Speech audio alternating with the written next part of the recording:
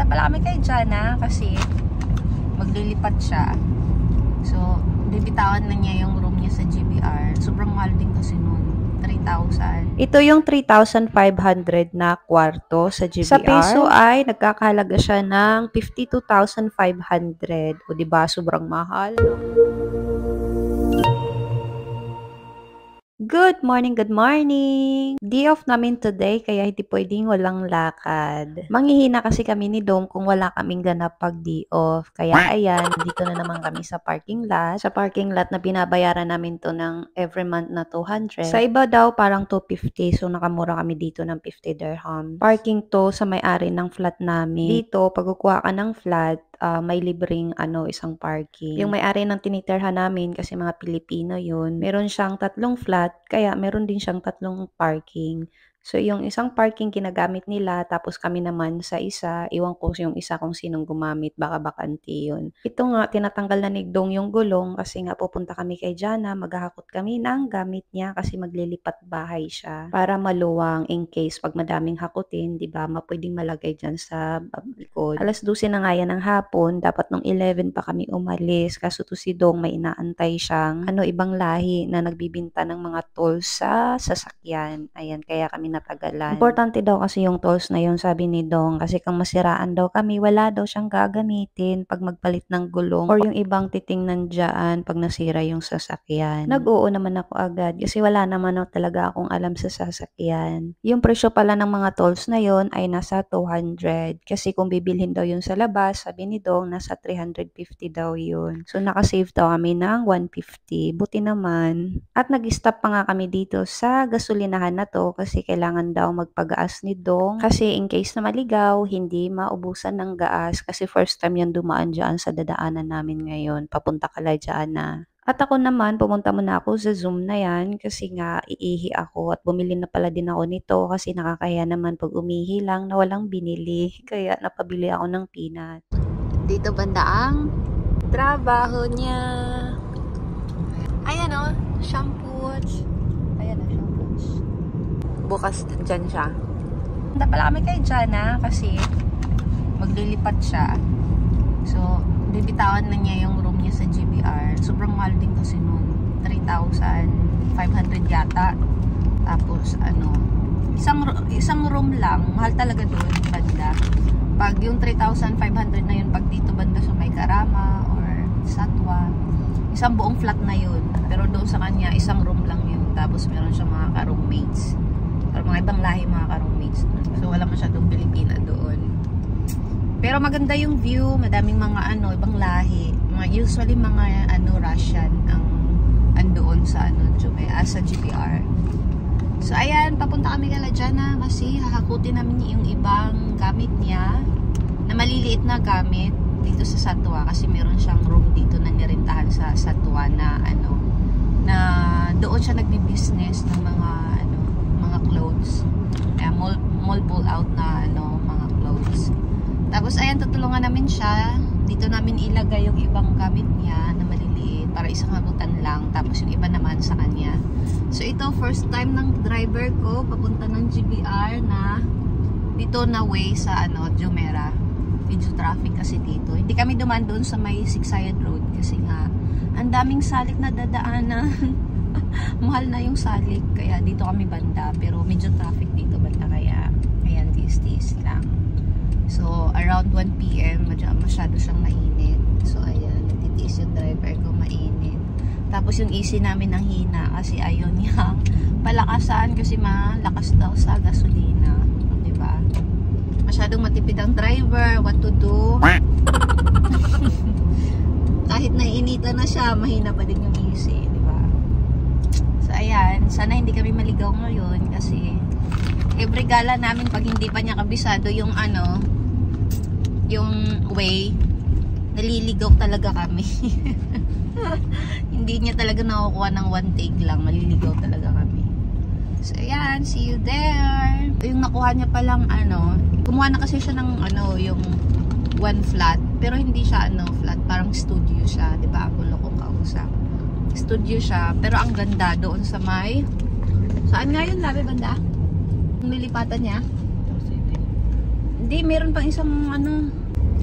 Yun pala, sa GBC. O diba, medyo malayo pa siya. Medyo napalayo siya sa GBC, pero ang ganda ng ano. Pero maganda yung ano community kasi yung pool, sinend niya sa akin, yung pool sobrang ganda, para ang nasa ano, sa mamahaling hotel, o diba? Pag first niyang ano talaga sa akin, Rose, ayan, makapag-swimming na tayo doon. Ang ganda ng swimming pool. Nung tinignan ko nga, sinend niya sa messenger ko, ang ganda ka ng swimming pool para kayong nag-check-in sa mamahaling hotel. O diba? Sana all. Pero yung sa kanya ngayon ay ano, 50,000 a year daw yata yun. Basta yun yan. 50,000 a year, and divide nyo na lang sa ano magkano. Sa ayan, hindi pa kasali yung diwa at kuryente. Yung diwa, ano yan, isa lang yan, kuryente at saka tubig. So, isa lang yung babayaran. Tapos internet, gano'n. So, ayan, first time niya kasing kumuha ng sa sarili niya. Kaya, ayan, check natin. So, yun yung price na yun. Pag dito sa Satwa, isang buong flat na yun. Parang 2 room or 3 room, gano'n. Depende sa location kasi yung mga prices dito. So, excited na din ako makita yung bago niyang titirhan. So, kaya hindi natin yung makikita kasi nga, hindi pa siya lilipat, pero nagpirma na siya ng kontrata. O, di ba kuninto ko na lahat ng ano? Ayan. So, ayan. Pupunta muna tayo ngayon sa GBR. Wala pa kaming kain. Kain lang kami ng mani. Binili ko to sa, ano, sa Zoom. Kasi umihi ako. Lagi talaga akong naiihi pag ano. Iwan ko pa. Unlimited ihi ako lagi. So, ayan. See you there. Pakain daw kami sa Satwa. Pagkatapos namin maghapon, paluto daw siya sa kasama niya ng kakainin namin ngayon. So, ayan na yung kasama ko gutom na yan. Kasi kanina, umaga, kumain ako ng yung biko na natira nung, ano, nung last time na binigay ni Jana. Diba? Masyadong ano sa biko. But gusto ko kasi yung lasa ng biko niya. Pero hindi siya kumain kasi hindi siya kumakain ng umaga. So, ayan, nagkape ako ng black coffee, then biko, hindi ko naubos kasi nga, umalis na agad kami. Ayan, malapit na daw kami, sabi niya, sabi ng driver. Pero feel ko malayo pa to eh, kasi maliligaw pa kami. Kasi nga, first time niya ditang dumaan. So, yung malapit na yan, siguro pag malapit yan pag na ano, kabisado niya yung daan. Pero kasi first time niya, for sure, may kasamang ligaw yan. Mga 1 hour pa siguro. 1 hour pa na. Ayan, ang ganda dito banda. Ha? Buljar Arab yan? Ay, so malayo pa. Trivia tayo. Ano ba, nag-apply ako dyan? Saan? Sa loob. Nag-apply daw siya sa loob. Lifeguard. Lifeguard daw yung in-applyan niya. Malit daw ako. Hindi daw siya. Ano? Malit daw ako kaya hindi ako nakapasa. Sumanib ako ng tao. Kasi malunod. Baka malunod kayong dalawa. Baka ikaw pang sasagipin ng ano, sasagipin mo. The mall. May mall din pala dyan. Ang social dito banda. Mga mamahaling tao kasi dito ang nakatira eh. Wala pa yan dati no. Ngayon ano na. Ayan the mall. Ano to? Slide. Slide? Anong pangalan ng slide? Basta hindi niya alam. Basta slide lang siya. World body! Wag ako ah! Ayan o. Ha? Wild body yan. Hindi yan wild body, Labi. Wild body. Nasa ano yun? Atlantis yung wild body. Ayan nga o, wild body. Ah, wild body? Ah? Di ba? Ah, wild body nga. Ah, dito lang pala yun. Pues, hindi ako interesado niyan kasi sobrang init ngayon. Tsaka mahal ng interest ng ano dyan. Hindi afford. Ganda dito banda. Oh, mamahalin lang kasi dito banda nakatira yan. Yeah. Intersection control camera. Ayan, gumamit pa ng GPS kasi hindi kinaya. Hindi kinayang magbasa ng signboard. Lapit na. Alam mo ba yung Shamspor? And I also love to encourage everyone else to travel. I mean, we need to see the world, experience new cultures. Ito na nga sinasabi ko, ligaw-ligaw na talaga siya. Ayun yung building niya oh. Andun yung building niya pero hindi namin malaman kung saan mag-ano. Intersection control camera. A few inches later. Oo. Tony G is here. Oh, magpapalit bahay. The gamit. This is the gamit. Sa mover. Yung mga kama. Ito mga ano, gamit ko. Okay. Yun, pinagpipilian ko na kasi yan. Nag-vacuum na ako ng ano. Christmas pa din dito kala Tony G.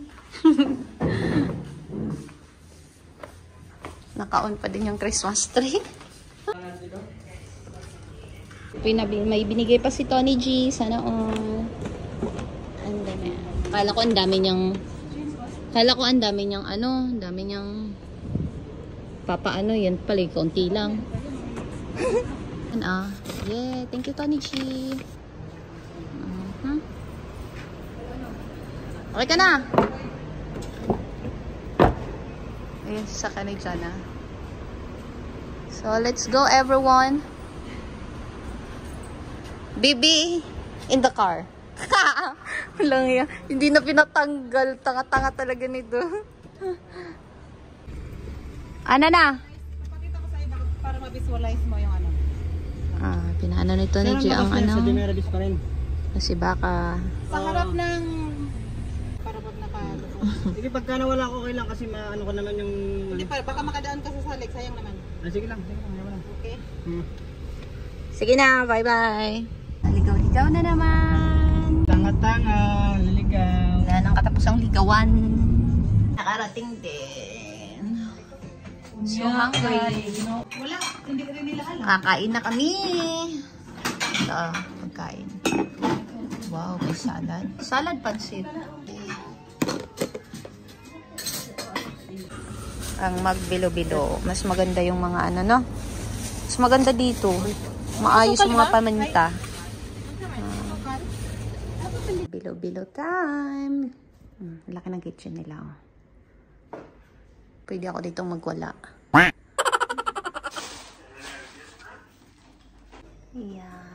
Hala ka lang. Dami kayo.